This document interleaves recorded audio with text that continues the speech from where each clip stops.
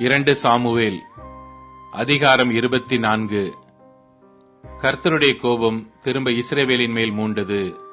இஸ்ரவேல் யூதா என்பவர்களை இலக்கம் பார் என்று அவர்களுக்கு விரோதமாய் சொல்லுகிறதற்கு தாவீது ஏவப்பட்டான். அப்படியே ராஜா தன்னோடு இருக்கிற சேனாபதியாகிய யோவாபை பார்த்து, ஜனங்களின் இலக்கத்தை நான் அறியும்படிக்கு நீ தான் முதல் பெயர்சபா மட்டுமல்ல இஸ்ரவேலரின் கோத்திரமெங்கும் சுற்றி திரிந்து ஜனங்களை தொகையிடுங்கள் என்றான். அப்பொழுது யோவாப் ராஜாவை பார்த்து, ராஜாவாகிய என் ஆண்டவனுடைய கண்கள் காணும்படி உம்முடைய தேவனாகிய கர்த்தர் ஜனங்களை இப்பொழுது இருக்கிறதை பார்க்கிலும் 100 மடங்கு அதிகமாய் வர்த்திக்க பண்ணுவாராக. ஆனாலும் என் ஆண்டவனாகிய ராஜா இந்த காரியத்தை விரும்புகிறது என்ன என்றான். ஆகிலும் யோவாபும் இராணுவ தலைவரும் சொன்ன வார்த்தை செல்லாதபடிக்கு ராஜாவின் வார்த்தை பலத்தது.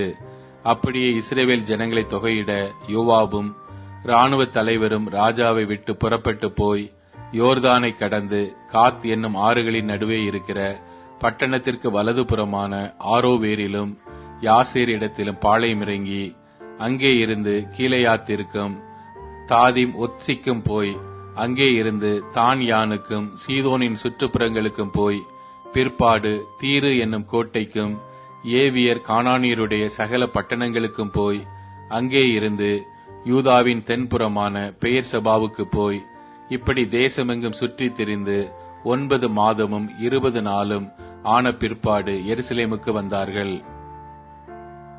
யோவாப் ஜனத்தை இலக்கம் பார்த்த தொகையை ராஜாவுக்கு கொடுத்தான். இஸ்ரவேலிலே பட்டயம் உருவத்தக்க யுத்த சேவகர் 8 லட்சம் பேர் இருந்தார்கள். யூதா மனுஷர் 5 லட்சம் பேர் இருந்தார்கள். இவ்விதமாய் ஜனங்களை எண்ணின பின்பு ராஜாவின் இருதயம் அவனை பாதித்தது. அப்பொழுது தாவீது கர்த்தரை நோக்கி, நான் இப்படி செய்ததினாலே பெரிய பாவம் செய்தேன். இப்போதும் ஆண்டவரே, உமது அடியானின் அக்கிரமத்தை நீக்கிவிடும். நான் மகா புத்தியீனமாய் செய்தேன் என்றான். தாவீது காலமே எழுந்திருந்த போது தாவீது ஞான திருஷ்டிக்காரனாகிய காத் என்னும் தீர்க்கதரிசிக்கு கர்த்தருடைய வார்த்தை உண்டாகி சொன்னது, நீ தாவீதினிடத்தில் போய் 3 காரியங்களை உனக்கு முன்பாக வைக்கிறேன். அவைகளில் ஒரு காரியத்தை தெரிந்து கொள். அதை நான் உனக்கு செய்வேன் என்று கர்த்தர் உரைக்கிறார் என்று சொல் என்றார்.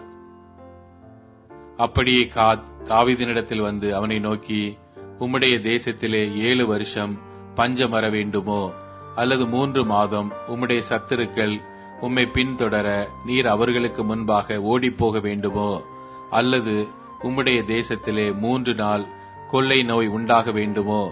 இப்போதும் என்னை அனுப்பினவருக்கு நான் என்ன மறு உத்தரவு கொண்டு போக வேண்டும் என்பதை நீர் யோசித்து பாரும் என்று சொன்னான்.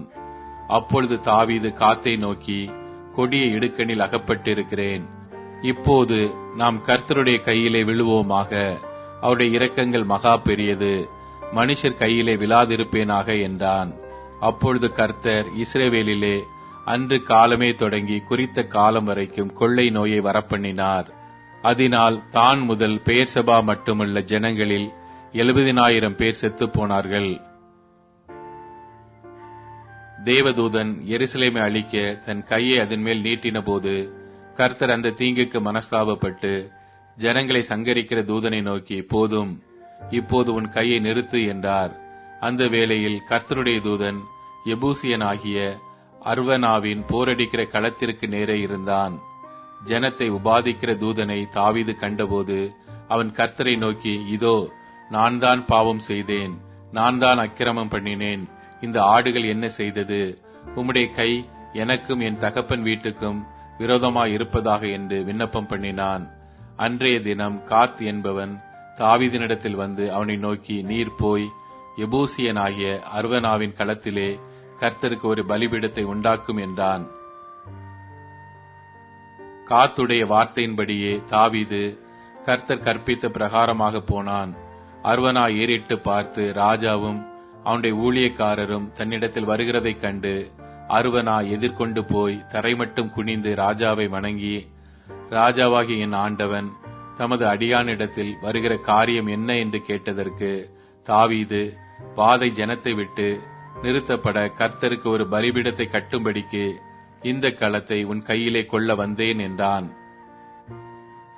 அர்வனா தாவீதை பார்த்து, ராஜாவாகிய என் ஆண்டவன் இதை வாங்கிக் கொண்டு தம்முடைய பார்வைக்கு நலமானபடி பலியிடுவாராக. இதோ தகன பலிக்கு மாடுகளும் விறகுக்கு போரடிக்கிற உருளைகளும் மாடுகளின் நுகத்தடிகளும் இங்கே இருக்கிறது என்று சொல்லி அர்வனா ராஜ யோக்கியமாய் அவை எல்லாவற்றையும் ராஜாவுக்கு கொடுத்த பின்பு அர்வனா ராஜாவை நோக்கி, உம்முடைய தேவனாகிய கர்த்தர் உம்மிடத்தில் கிருபையாய் இருப்பாராக என்றான். ராஜா அர்வனாவை பார்த்து, அப்படியல்ல, நான் இலவசமாய் வாங்கி என் தேவனாகிய கர்த்தருக்கு சர்வாங்க தகன பலிகளை செலுத்தாமல் அதை உன் கையிலே விலைக்கிரயமாய் வாங்குவேன் என்று சொல்லி தாவீது அந்த களத்தையும் மாடுகளையும் 50 சேக்கல் நிறை வெள்ளிக்கு கொண்டான். அங்கே தாவீது கர்த்தருக்கு ஒரு பலிபீடத்தை கட்டி சர்வாங்க தகன பலிகளையும் சமாதான பலிகளையும் செலுத்தினான். அப்பொழுது கர்த்தர் தேசத்துக்காக செய்யப்பட்ட வேண்டுதலை கேட்டருளினார். இஸ்ரவேலின் மேல் இருந்த அந்த வாதை நிறுத்தப்பட்டது.